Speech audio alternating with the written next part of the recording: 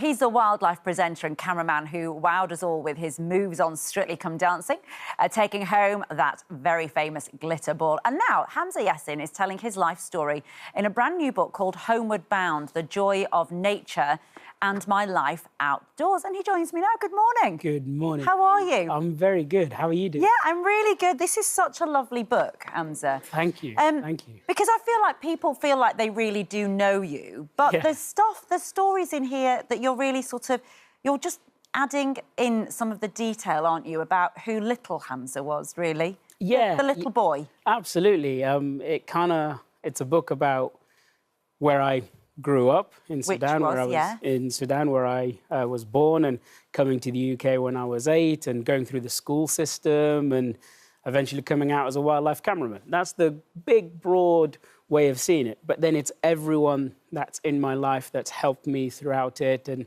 has educated me and has given me tips and tricks and made me the man that I am now, really. It's remarkable. And there's like some funny comparisons you make about sort of when you came here as an 8-year-old, that you couldn't believe that dogs and cats were the pets because that was completely different in Sudan. I mean, it's funny. Yeah, so we do have cats and dogs, but we didn't really pay much attention to them. They live out in the streets, and what people had would be like a neighbour of ours had a pet lion, or pet lions, should I say. And one day he'll be saying, hey, the lioness has given birth. Do you want to come over and see the cubs? I'm like, absolutely. And then we had a pet monkey ourselves that was rescued. And that was the norm for us. It's only when we came to the UK that you're like, you guys have pet cats and dogs. Is that it? Yes. Is that it? So it was kind of funny, but... It is so funny. Yeah. And also just, you know, how you've made the Highlands, Scottish Highlands, which couldn't be, I'm assuming, couldn't be more different to where you spent the first 8 years of your life. 100%. I've made the Highlands my home. The Highlands has really accepted me to become this awesome person in the sense that I have wildlife in front of my house, but the village has accepted me in as well, which is amazing. And as someone who was born in Africa, and most people think, oh, you know, you're African, you must love the heat, so you'd hate Scotland. Far from it. I love the west coast of Scotland. It's where I feel at home. It is my home. I've been there the longest that I've been alive. And you know that transition as an 8-year-old must have been quite difficult, I imagine, for a little boy. But you do pay a huge tribute to one teacher in particular. Yes. I came to the UK not knowing any English, and your parents were doctors? Yes, doctors were doctors. My parents are doctors, and the Royal College of Medicine asked them to come over and help out with the NHS, and that's kind of how we then came about a year later. So they came first to check out the place, and then we were sent for. So it was really lovely, but we didn't know much English back then, so the only 4 words that I knew was please and thank you. Most important. It was polite, to be polite, and pizza and chips, because that's the thing that I wanted to. That's what I wanted to try.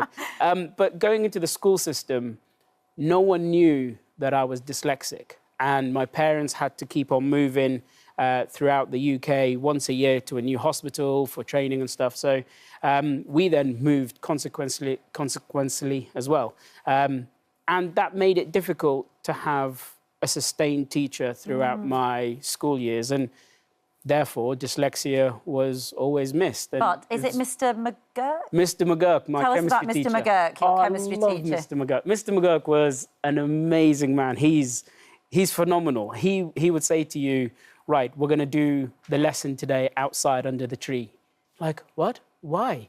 And he would be the sort of person who's like, we'll find the pupil's best way of learning and tailor it to them. Wow. And he really picked up on something with you, didn't he, which then did change your approach to school life? Yeah. So for me, it was how I learn, and he figured out kind of that he thinks I'm dyslexic. And then he got Mrs. Strange involved, who was the lady who confirmed that I was dyslexic, and it just opened up the world to me. Amazing what teachers can do. Didn't he make you go for a run in the morning to get rid of your energy? Yeah, so it's kind of like the Top Gear lap. We all had to go around it, and then you come back and you get an answer sent to you. It's like, what's this question? And then you'd panic and go, it's oxygen. It was like, fantastic, right, off you go for another lap. And so all the way from Mr. McGurk all the way to Sir David Attenborough.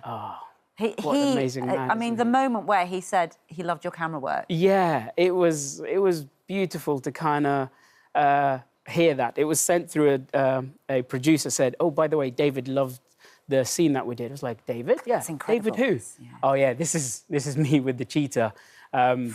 This is my life. This is what I love to do." But yeah, so David was a phenomenal man, and a lot of people ask, have I met him? Like, I've not met him, believe it or not. But I was at a screening of one of the Blue Planets, and so David was invited in, and I've asked, like, is there a chance that I get the chance to say hello to him?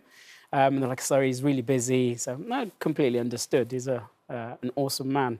And then right near the end, he kind of walks and stops in front of me. There's a whole load of people there, and he just goes like that. Oh. Doffs his hat and moves on. So life made. Absolutely. Life 100%, absolutely made. Well, you're absolutely an inspiration. Thank you very much. And by the way, you haven't cut your hair in how long? Just show us how long your hair is.